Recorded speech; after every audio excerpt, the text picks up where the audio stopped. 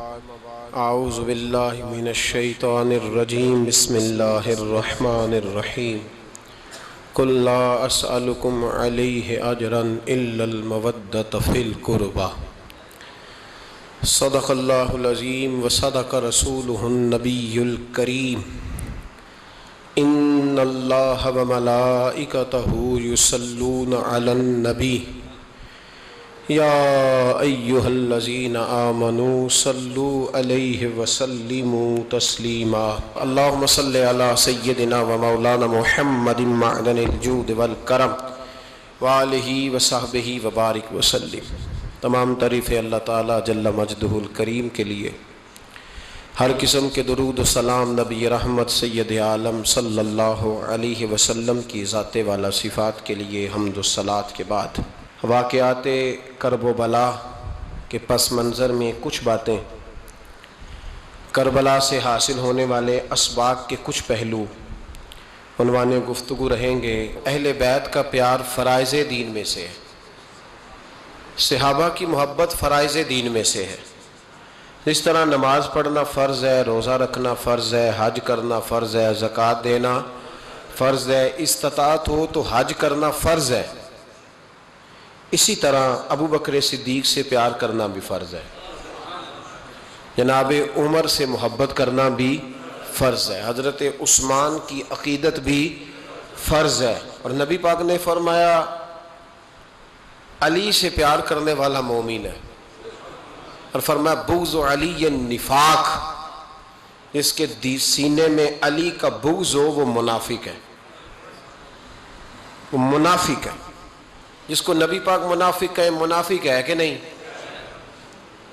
ذکر علی عبادہ، النظر الی وجہ علی عبادہ، فرمایا علی کا چہرہ دیکھنا بھی عبادت ہے اور ان کا ذکر کرتے رہنا بھی عبادت ہے۔ اسلام صرف اخلاقیات کا مذہب نہیں، اخلاق، مسلمان کا اخلاق یہ اس کا پھل ہے، یہ اس کا پتے ہیں، پھول ہیں، لیکن نبی پاک کی غلامی، حضور کی محبت، صحابہ اور اہل بیت کا احترام یہ ایمان کی جڑ ہے۔ جڑ مضبوط نہ ہو تو نہ پھول اگتے ہیں، نہ پھل آتے ہیں، نہ ٹہنیوں پر کوئی پتا آتا ہے۔ جڑ کا مضبوط ہونا بڑا ضروری ہے۔ ان محبتوں کا سینے میں اٹھنا، پہلا پہلو آج کے موضوع کا اس کو ذہن میں رکھیں، محبت کا جوش مارنا، محبت کا جوش مارنا، پیار کا بڑھنا، طبیعت میں ذوق پیدا ہونا، یہ ایمان کی علامت ہے۔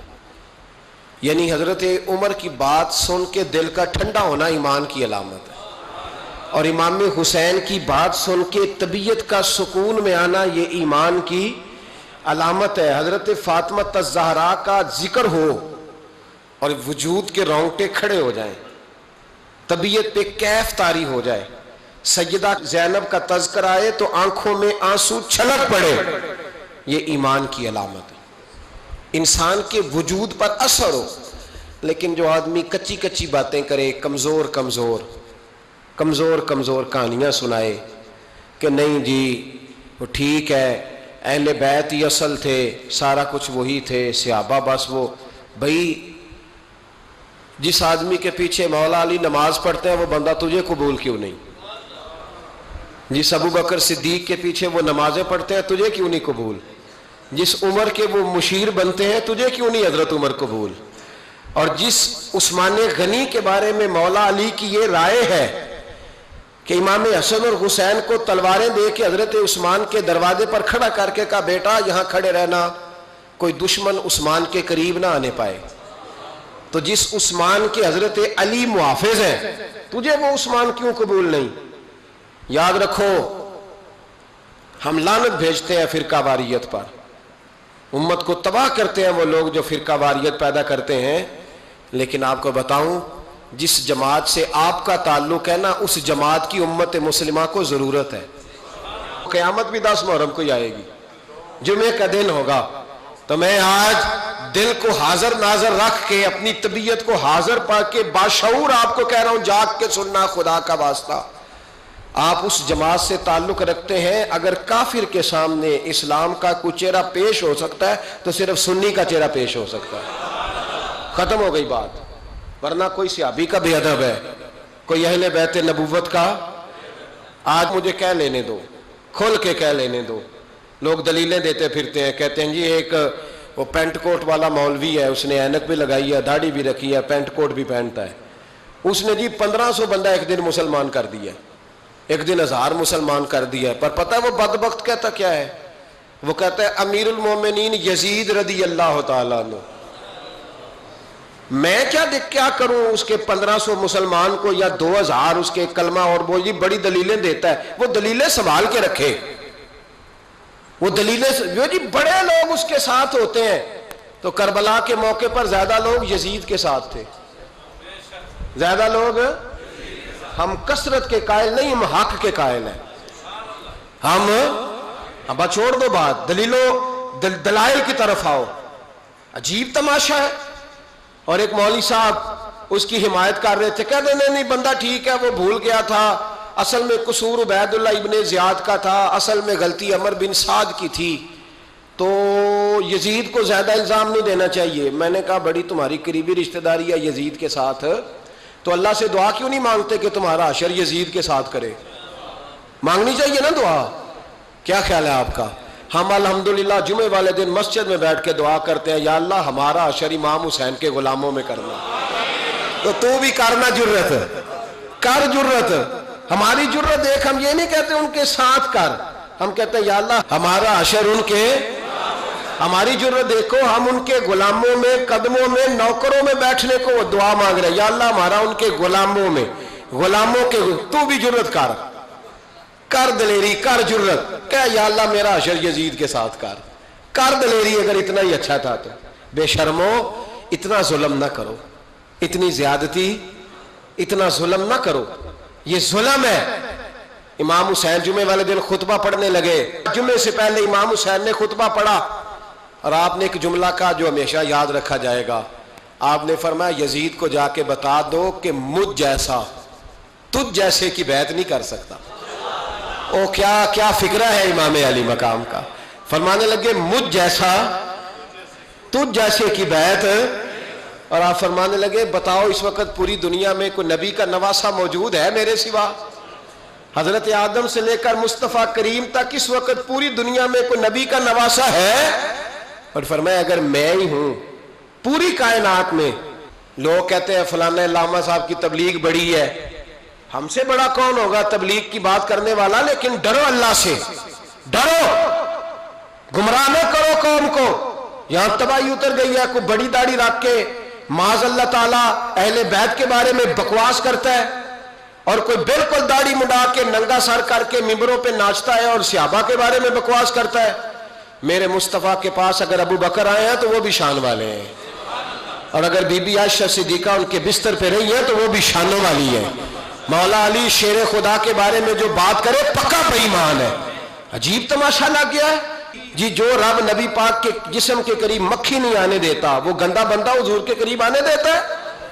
عجیب تماشا ہے۔ امت کو تباہ کر رہے ہو، کافر کو موقع دے رہے ہو یہ کہنے کا کہ تمہارے نبی کے پاس بیٹھنے والے ٹھیک نہیں تھے۔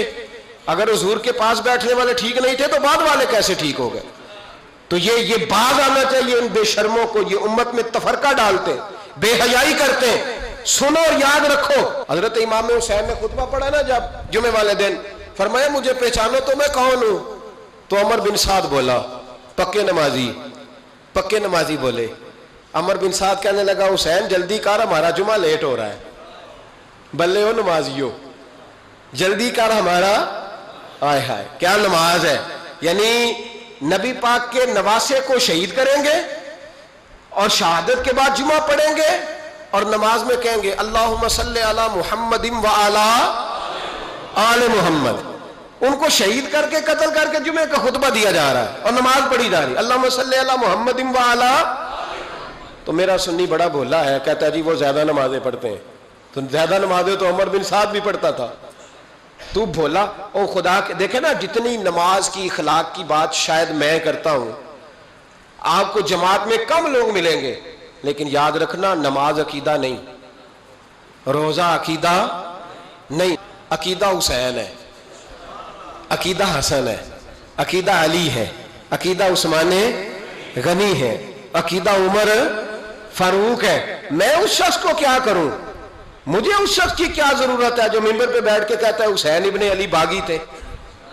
وہ شخص، اس کی نماز روزہ حج زکات دیکھا جائے گا؟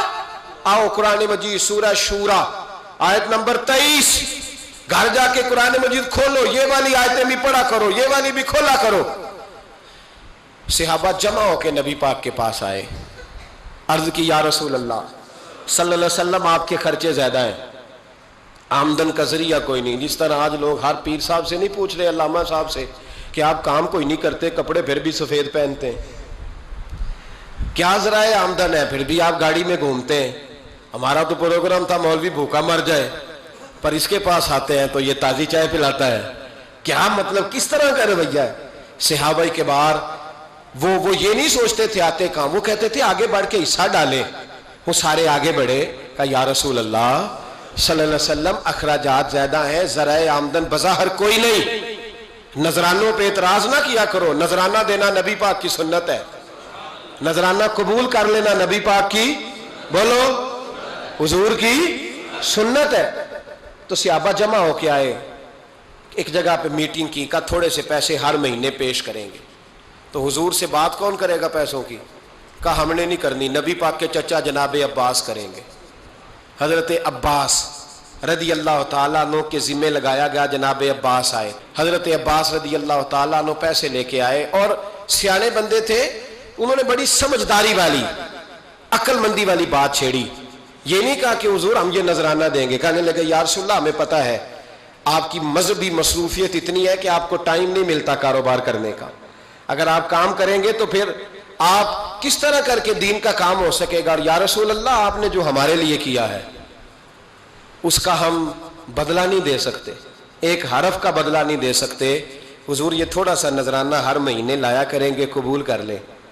نبی پاک کے سامنے رکھا ہی تھا کہ اللہ کا قرآن بول پڑا، کا کل لا اسألکم علیہ اجرا، محبوب ان سے فرما دو کہ میں نے تمہارے لیے بڑی تکلیف سہی ہے، پر میں تم سے کوئی اجر نہیں مانگتا، تم سے کوئی اجر نہیں مانگتا. ہاں اگر تم نے کچھ کرنا ہے الا المودۃ فی القربى، تو میرے قریبیوں سے پیار کرتے رہنا، میری ختیجہ سے پیار کرنا، میری عائشہ کا ادب کرنا، میرے قریبیوں کا احترام کرنا. یا رسول اللہ ازواج تو گھر میں ہے ہی، قریبی کوئی اور بھی خاص ہے جس کا ادب کرنا ہے؟ تو نبی پاک نے فرمایا ہاں علی، فاطمہ، علی اور فاطمہ کی اولاد.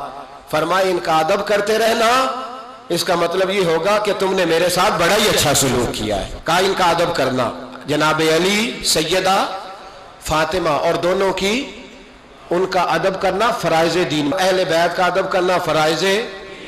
کچھ لوگ کہتے ہیں کچھ لوگ جی سید بن گئے ہے نہیں، پر تو میں کہ جڑے بن گئے نا انہوں نے اللہ آپ ہی پوچھ لے گا، تو ادب کر.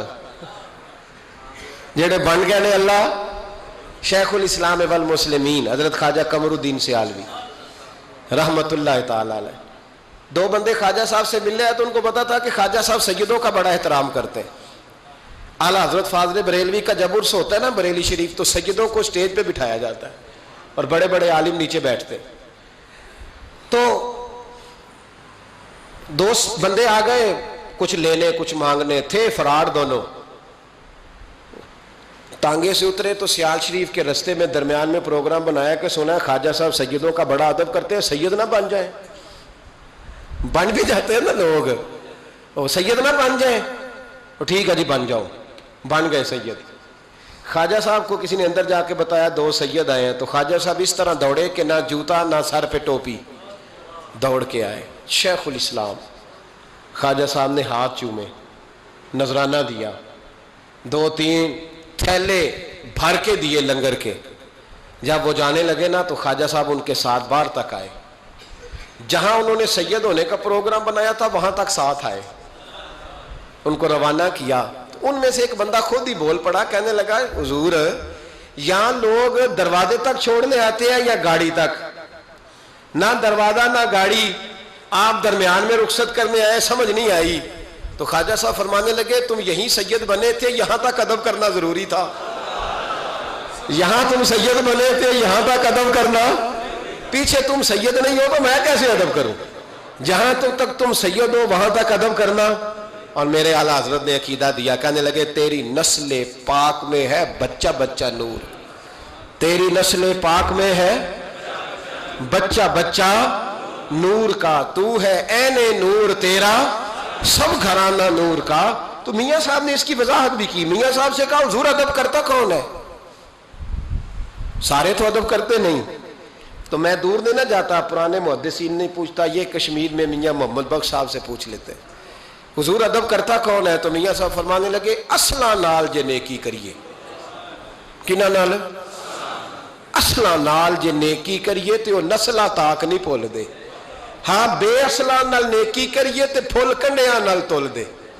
بے اصلا فرمانے لگے جو اصل ہوگا نا اخلاق کا، کردار کا، خاندان کا اصل، وہ ہمیشہ مصطفیٰ کے صحابہ کا بھی احترام کرے گا اور اہل بیت نبوت کا بھی ان کا ادب کرے. سنیں نبی پاک نے کیا فرمایا. ترمذی میں حدیث ہے، نبی پاک نے خطبہ حجت الوداع دیا. لوگ ہمیں کہتے ہیں نماز روزہ حج زکوٰۃ اس سے آگے نہ جاؤ. حضور نے خطبہ دیا، فرمایا میں تمہیں دو چیزیں دے کے جا رہا ہوں، اگر تھام کے رکھو گے تو گمراہی تمہارے پاس نہیں آئے گی. یا رسول اللہ کون کون سی؟ فرمانے لگے ایک میں تمہیں قرآن دے کے جا رہا ہوں، دوسرا اپنا خاندان دے کے جا رہا ہوں. ان کو تھام کے رکھنا، گمراہی کبھی تمہارے پاس، ان کو تھام. سنو حضرت اسامہ بن زید رضی اللہ تعالیٰ عنہ، حضرت اسامہ آپ فرماتے ہیں مجھے نبی پاک سے کوئی کام تھا. یہ بھی ترمذی کی حدیث ہے. کہتے ہیں میں حضور سے ملنے گیا تو میں نے نا حضور سے بات چھیڑی، نبی پاک سے میں نے ذکر چھیڑا. جب وہ بات میں نے کرنی شروع کی نا تو حضور نے چادر اوڑی ہوئی تھی، بکل جس کو مارتے ہیں، کہتے ہیں چادر اوڑی ہوئی تھی تو نبی پاک کی نا چادر میں دو چیزیں حرکت کر رہی. تو جناب اسامہ بن زید رضی اللہ تعالیٰ عنہ فرماتے ہیں بات کرتے کرتے میری توجہ جب ادھر گئی تو میں اصل بات ہی بھول گیا. میں کہنا کچھ چاہ رہا تھا، میری زبان سے کچھ نکل رہا تھا. کیونکہ جب توجہ بٹ جاتی ہے نا، اس لیے توجہ بٹ جائے تو پھر لفظوں کا حسن برقرار نہیں رہتا. تو جناب اسامہ بن زید کہتے ہیں میں کہنا کچھ چاہ رہا تھا، میرے منہ سے نکلتا کچھ اور تھا. تو سرکار سمجھ گئے. تو حضور صلی اللہ علیہ وسلم مسکرا کے کہنے لگے بھول گئے ہو نا بات؟ تو میں نے کہا حضور بھول گیا ہوں. تو کہتے ہیں میں بھی ان سے کب سے کہہ رہا ہوں کہ باز آ جاؤ، لیکن یہ نہیں آ رہے. کہتے ہیں میں اور پریشان ہوا کہ یہ کن سے حضور کہہ رہے ہیں. تو نبی پاک نے چادر مبارک کو کھولا، ایک بغل سے امام حسن نکلے، دوسرے سے امام حسین نکلے. یہاں بھی ملا پریشان ہے، بڑی ٹینشن میں ہے. کہتا ہے جی ہر نانا ہی اپنے نواسوں سے پیار کرتا ہے. تو میں نے کہا بے وقوف، یہ عام نانا نہیں، یہ وہ والے نانا ہے جن کے بارے میں اللہ کہتا ہے وما ینطق عن الہویٰ ان ہوا الا وحی یوحیٰ. فرمایا میرے محبوب اتنی دیر تک بولتے نہیں جب تک میں حکم نہیں کر دیتا. تو امام حسن اور حسین کا پیار بھی اللہ کا حکم تھا، اس لیے ہو رہا تھا. فرماتے ہیں جب نبی پاک کی بغلوں سے وہ دونوں نکلے نا تو میں نے حضور کی آنکھوں میں چمک دیکھی، نور دیکھا. اور جیسے بندہ کسی سے پیار کرتا ہے تو چہرہ بھی بتا نہیں رہا ہوتا. آج کل کی زبان میں کہتے ہیں باڈی لینگویج، اس کی باڈی لینگویج بھی بتاتی ہے کہ یہ جو بات کر رہا ہے نا یہ طاری ہے. تو محبوب فرمانے لگے اسامہ یہ دونوں میرے بیٹے ہیں، یہ دونوں میرے بیٹے ہیں کیونکہ میری بیٹی کے بیٹے ہیں. اور فرمایا اسامہ میں ان سے بڑا پیار کرتا ہوں. کاش امت ان لفظوں کو سمجھ جائے. حضور نے فرمایا میں ان سے بڑا پیار کرتا ہوں، میں بڑا پیار کرتا ہوں. اور میں نے رب سے دعا کی ہے یا اللہ جو ان سے پیار کرے تو اس سے پیار کرنا. میں نے یہ دعا کی ہے اے اللہ جو ان سے پیار کرے تو اس سے بھی پیار کرنا. حضرت امام حسنین پہلی بات یہ ہے کہ ان کا پیار ایمان کا حصہ ہے. ان کا پیار ایمان کا حصہ ہے. ان سے جو پیار نہ کرے گا وہ صاحب ایمان